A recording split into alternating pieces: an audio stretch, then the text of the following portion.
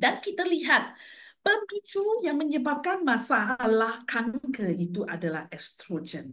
Oleh sebab itu, kenapa saya sharing dengan Bapa dan Ibu mengenai estrogen level itu kerana penting sekali. Pil-pil KB itu semua adalah estrogen. Pil hormone replacement therapy itu ada kadar estrogen di dalam. So, bila kita lihat di usia 20 tahun, kita mempunyai estrogen yang lumayan tinggi.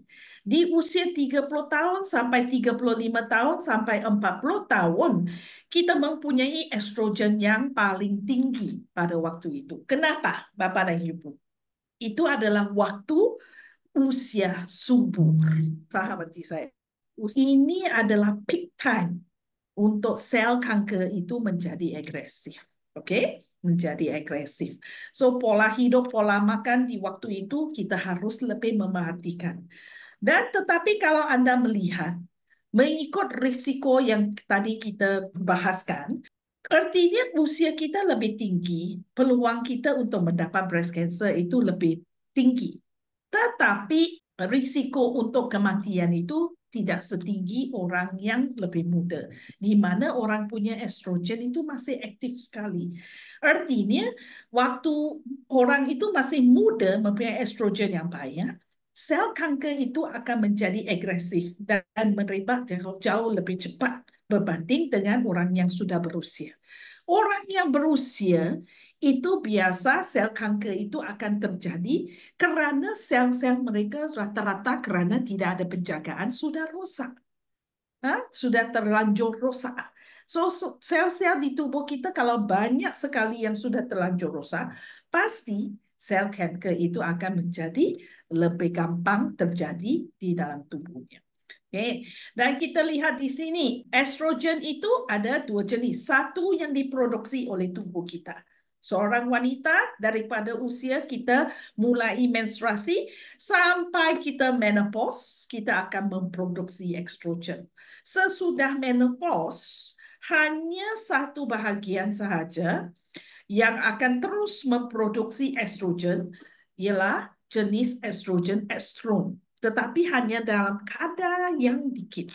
Oleh sebab itu, waktu kita masih muda, kita mempunyai estrogen, kita bisa melindungi penyakit jantung. Tapi kalau seseorang itu sudah menopause, estrogennya sudah rendah, risiko kita terhadap penyakit jantung itu akan meningkat.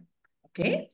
Dan kita lihat lagi, estrogen yang bisa dibuat di luar tubuh kita, bukan diproduksi oleh tubuh kita, adalah estrogen buatan ataupun estrogen dari tumbuh-tumbuhan.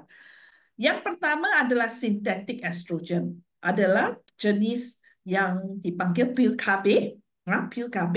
Yang kedua, phytoestrogen, itu adalah daripada tumbuhan seperti kacang kedelai, itu tinggi sekali. Terutamanya kalau kita mempunyai anak laki-laki, jangan sarankan mereka minum kacang kedelai yang berlebihan. Kenapa?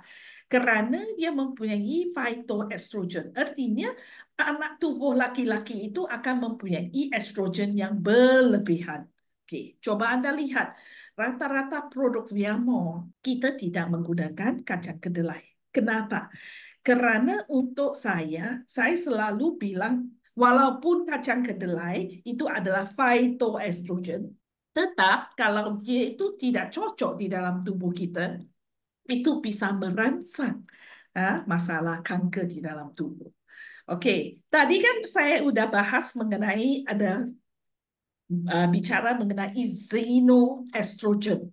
Xenoestrogen adalah estrogen daripada bekas plastik, kantong plastik, tempat-tempat plastik yang kita gunakan yang tidak ada tulisan BPA free. Oke, ataupun bisa daripada daging-daging yang sudah disuntik hormon, ataupun mungkin pestisida, ataupun obat-obatan kimia, sabun, makanan yang bisa masuk ke dalam tanah tumbuhan kita dan limpahan daripada pabrik itu dan pembuangan produk-produk yang bisa membuat tercemar dengan xenoestrogen. Oke?